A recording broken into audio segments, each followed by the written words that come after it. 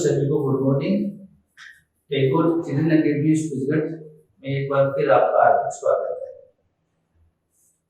व्यवसाय अध्ययन में हम लोग प्रबंध की प्रकृति के बारे में अध्ययन कर रहे हैं। इसमें दो टॉपिक अपने कंप्लीट हो चुके हैं, प्रबंध एक बहुविधा के रूप में और प्रबंध विज्ञान एवं कला के रूप में।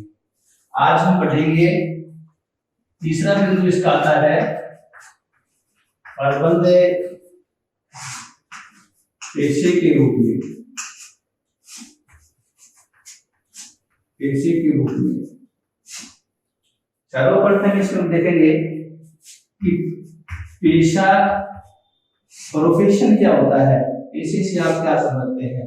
पेशा ऐसा कोई भी व्यवसाय, कारोबार, धंधा या आर्थिक क्रिया होती है इसमें विशेष ज्ञान, अनुभव, दक्षता या योग्यता की आवश्यकता होती है, जिसके द्वारा पेशेवर व्यक्ति अपनी सेवाएं दूसरों को देते हैं। इसके अंदर आचार संहिता होती है जिसका उसको पालन करना आवश्यक होता है। साथ सरकार या पेशेवर संस्थान के द्वारा बनाए गए नियम कानून होते हैं, उनका पालन करना आवश्यक होता है। और सेवा भावना इसमें प्रवृत्ति पाई जाती है, जिसको केवल मुद्रा के रूप में ही वजन या मापन नहीं किया जा सकता। ये पेशा होता है, अर्थात कोई भी ऐसी आर्थिक क्रिया होती है जिसके लिए विशेष अनुभव, योग्यता, दक्षता, निपुणता की आवश्यकता होती है, जिसके आधार पर वह अपनी सेवाएं दूसरों को प्रदान करता है। अब हम देखेंगे प्रबंध पेशा है या नहीं है। बहुत से जो प्रबंध शास्त्री होते हैं उनके विचार एकमत नहीं है, उनके विचारों में भिन्नता पाई जाती है। कईयों का मानना है कि प्रबंध एक पेशा है, कईयों का मानना है कि प्रबंध एक पेशा नहीं है। इस प्रकार से प्रबंध और पेशे की विशेषताओं का हम लोग अध्ययन करेंगे। इसके आधार पर तुलनात्मक अध्ययन करके हम लोग ये बताएंगे प्रबंध एक पेशा है या नहीं है। इसलिए प्रबंध की विशेषताओं का अध्ययन करेंगे। सबसे पहले है प्रबंध की विशेषताएं।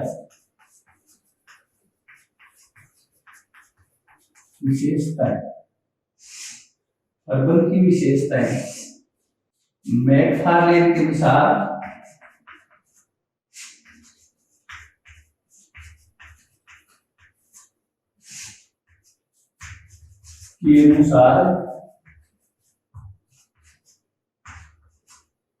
प्रबंध की विशेषताओं को 5 भागों में बांटा जाता है।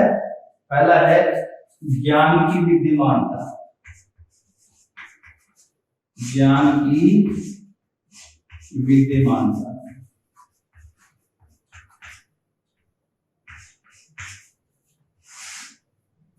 दूसरा है औपचारिक रूप से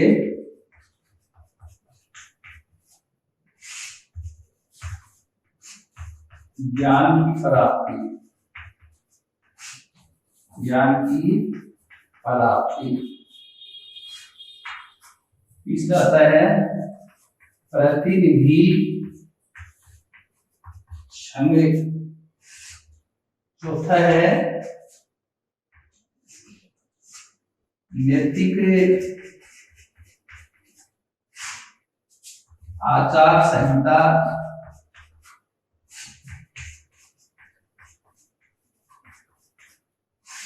का पालन और 5वां आता है सेवा भावना की प्रवृत्ति।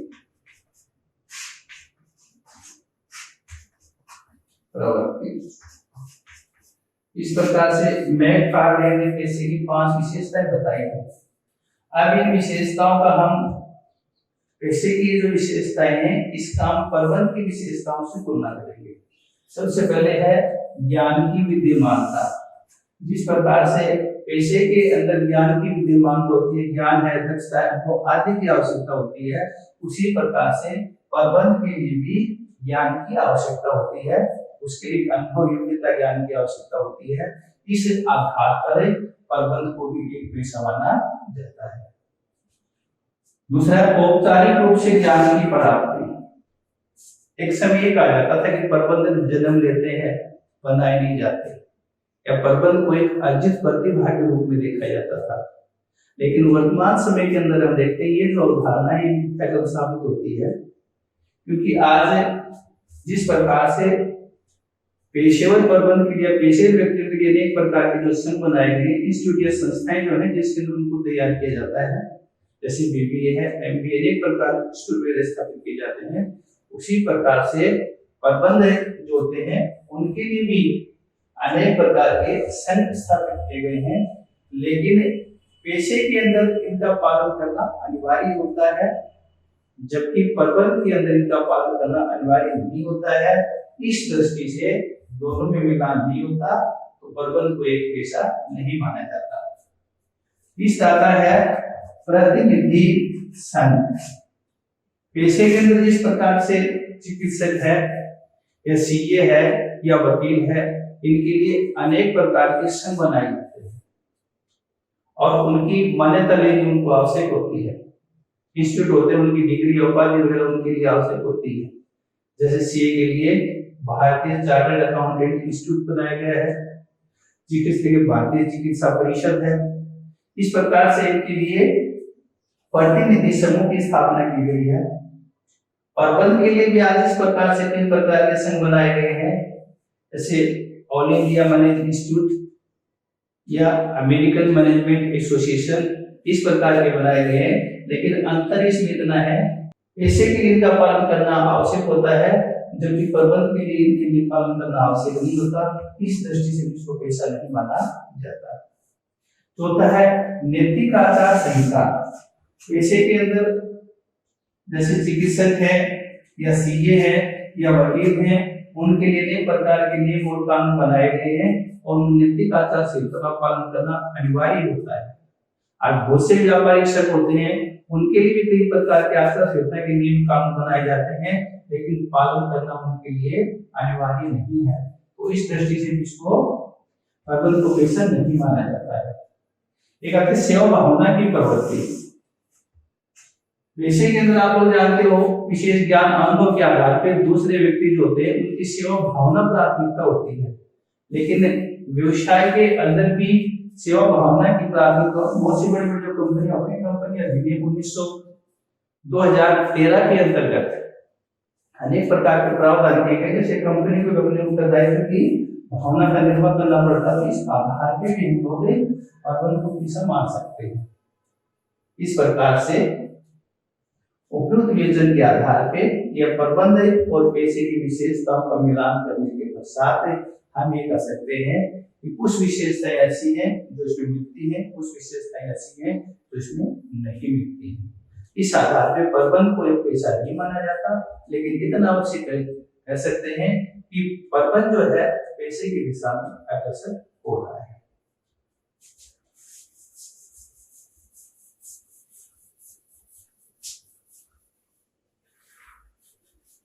नेक्स्ट बिंदु अपना जो आता है वो है पेशे की श्रेणियां। पेशे की श्रेणियां, पेशे की श्रेणियां। ऋषि ने पेशे की श्रेणियों को 5 भागों में बांटा है। 5 भागों में बांटा है। पेशे की श्रेणियां इसके आगे हम लिख सकते हैं। पेशे की विशेषता, विशेषताएं। सबसे पहले आता है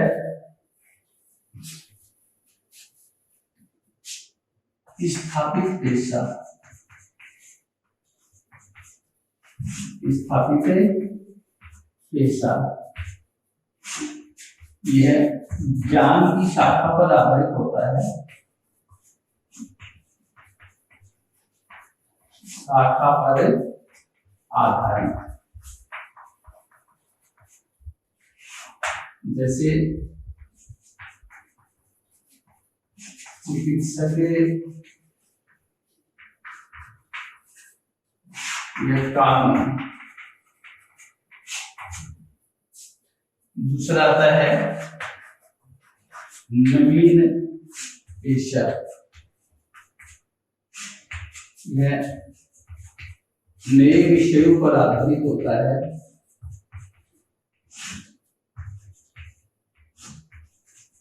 आधारित होता है, जैसे समाजशास्त्री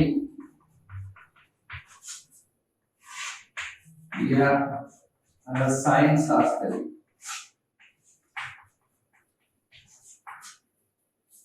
तीसरी जो इसकी श्रेणी आती है वो है अर्धपेशा। अर्धपेशे में पराविधिक ज्ञान एवं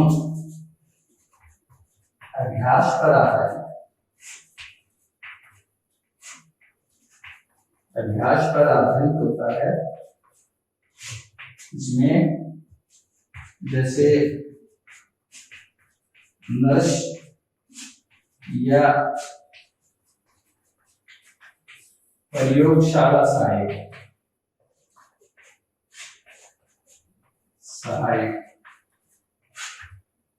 चौथी जो इसकी श्रेणी आती है वो आती है भावी पेशा। भावी पेशा यह आधुनिक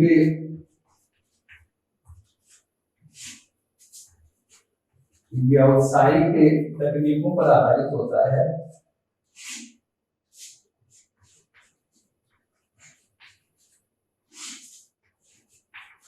तकनीक पर आधारित होता है,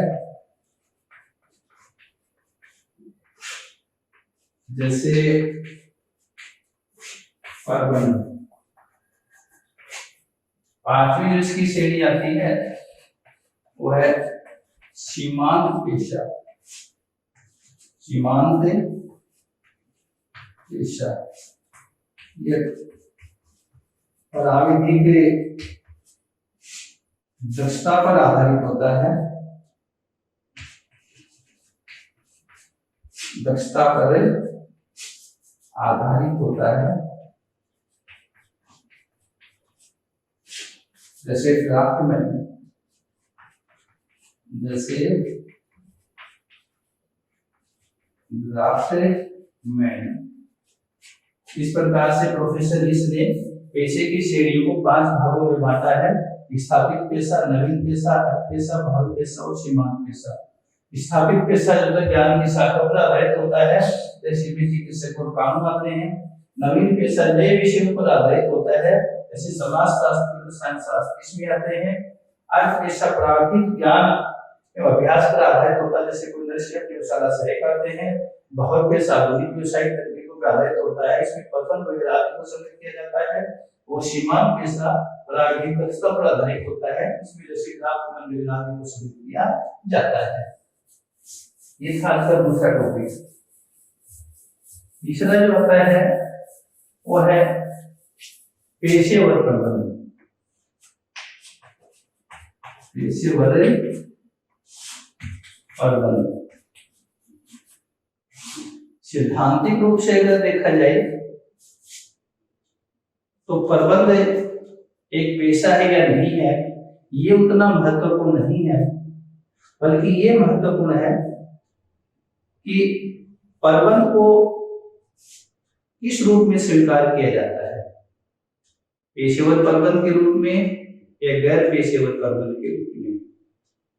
एल.सी. गुप्ता ने कहा है कि प्रबंध या पेशेवर प्रबंधकों की उपाधियों को ग्रहण करना, उनको लागू करना उतना निर्भर नहीं होता है जितना प्रबंध के प्रति उनका दृष्टिकोण।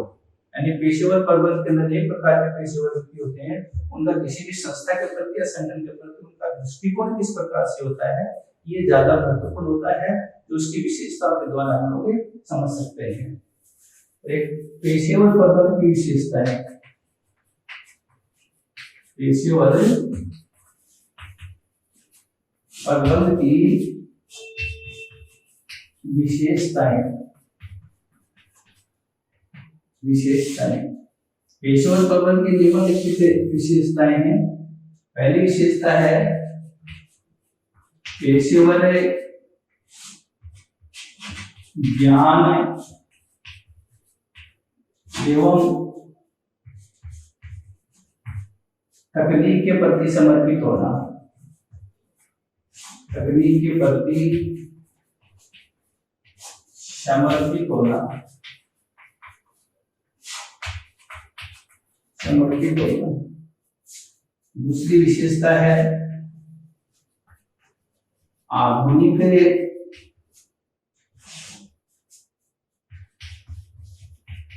प्रबंधकीय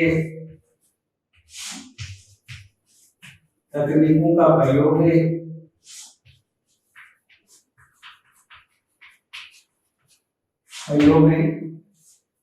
तीसरी विशेषता आती है व्यक्तिगत स्वेच्छा चारिता के स्थान पर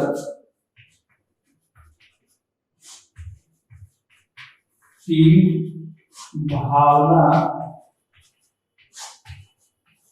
पर बल। चौथी इसकी विशेषता है परिवर्तन एवं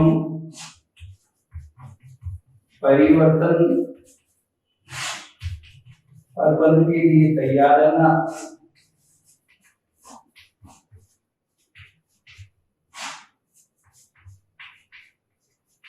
तैयार रहना।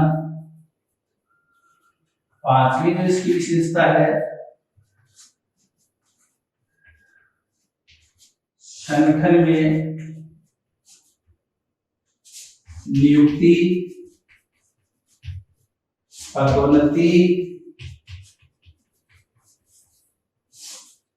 स्थानांतरण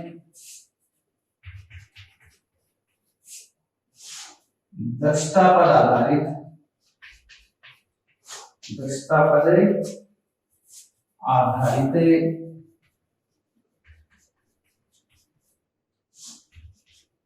की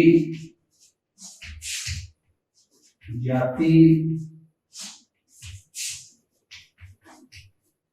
पारिवारिक संबंध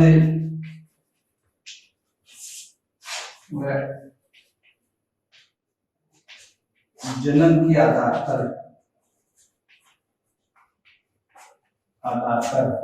इस प्रकार पेशेवर प्रबंध की जो विशेषताएं हैं इसके अंतर्गत पेशेवर प्रबंध जो होते हैं, पेशेवर प्रबंधक जो होते हैं, उसे जो पेशेवर ज्ञान होता है और तकनीकी होते हैं उसके प्रति समर्पित रहना चाहिए। प्रबंध की नई नई जो आधुनिक तकनीकी है उनका प्रयोग करना चाहिए और व्यक्तिगत स्वेच्छा भावना को महत्व न देकर के टीम भावना को महत्व देना चाहिए। संस्था में परिवर्तन एवं परिवर्तन प्रबंध के लिए हमेशा तैयार रहना चाहिए, यानी नव परिवर्तन के लिए हमेशा तैयार रहना चाहिए। बहुत से प्रबंध सोचते हैं कि पुरानी या परंपरागत विधियां होती हैं उनसे कार्य करना चाहिए, नई विधियां होती हैं उनके लिए उनको प्रशिक्षण प्राप्त करने की आवश्यकता होती है, वो बचना चाहते हैं तो इसलिए परिवर्तन एवं परिवर्तन प्रबंध के लिए हमेशा तैयार रहना चाहिए। और संगठन में नियुक्तिकरण होती है, पदोन्नति होती है, स्थानांतरण होते हैं, ये कर्मचारियों की दक्षता के आधार पर होना चाहिए, बल्कि जन्म स्थान या पारिवारिक संबंध या जाति के आधार पर नहीं होने चाहिए। और छठी विशेषता इसकी आती है वो है अनुकूलतम निर्णय लिए जाने चाहिए। जैसे समाज के सभी जो पुरस्कार होते हैं, संगठन के सभी पुरस्कार होते हैं, उन सभी के लिए महत्वपूर्ण होते हैं। और सातवां होता है समाज के प्रति उत्तरदायित्व को पूरा करना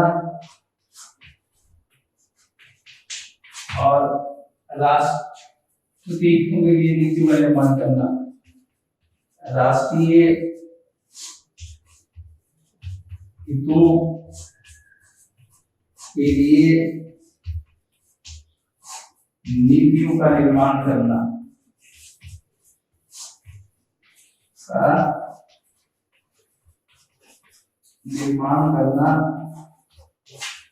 इस प्रकार विशेषताओं के आधार पर हम ये कह सकते हैं एक पेशेवर प्रबंध में केवल उपाधियों का निर्धारण करने से या उपाधि वाले पेशेवर प्रबंध जैसे चिकित्सक वगैरह, वकील वगैरह, सीए वगैरह होते हैं, उनकी नियुक्ति करने से कुछ नहीं होता, बल्कि प्रबंध के प्रति उनका दृष्टिकोण किस प्रकार से, उनकी सोच किस प्रकार से है, ये ज्यादा महत्वपूर्ण होता है। ठीक है, आज हम इतना ही। कल हम आपको प्रबंध की सार्वभौमिक प्रक्रिया के बारे में पढ़ेंगे। धन्यवाद।